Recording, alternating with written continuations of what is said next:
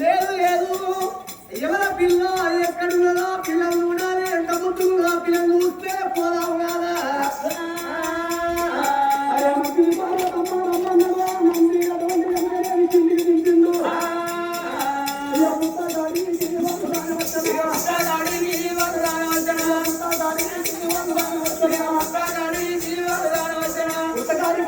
పుట్ట మీద ఉన్న ఆ బిడ్డను మాత్రం అమ్మవారు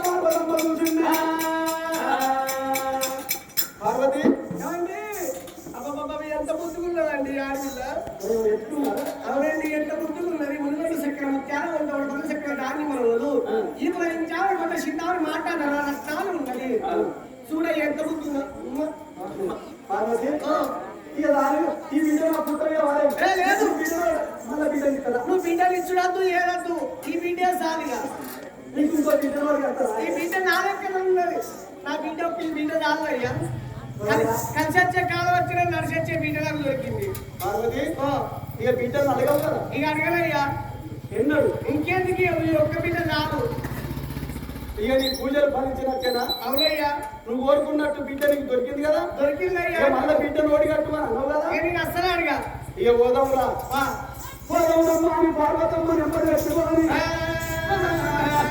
శంకరుడు బయలుతున్నాడు లోకాల శంకరుడు కనుక పుట్టగా బిడ్డ దొరకగా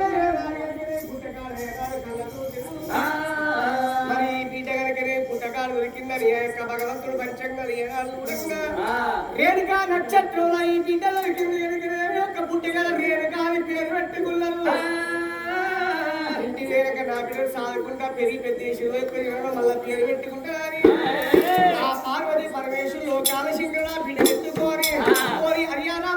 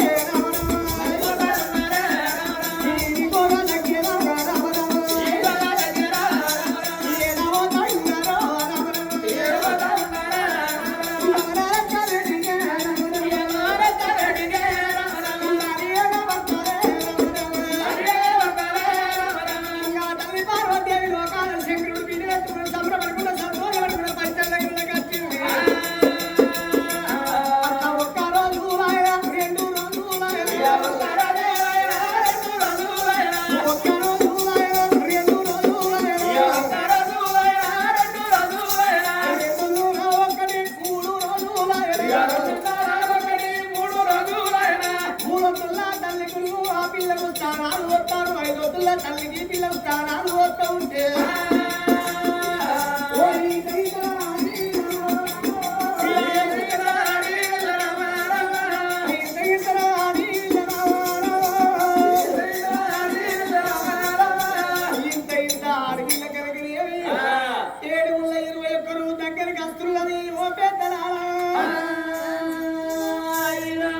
మరి పుట్టినకేమో 10 ఏళ్ళ 5 ఏళ్ళకేమో పెళ్లి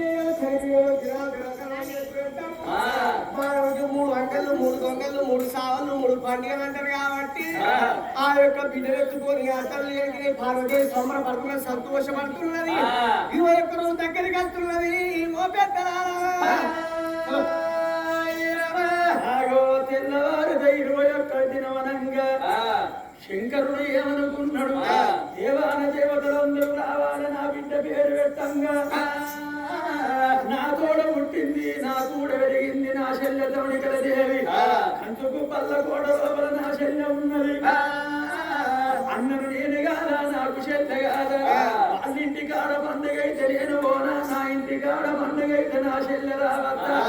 ఇప్పుడే పోత నా శల్యం తీసుకొని వద్దనన్నాడు శంకరుడు.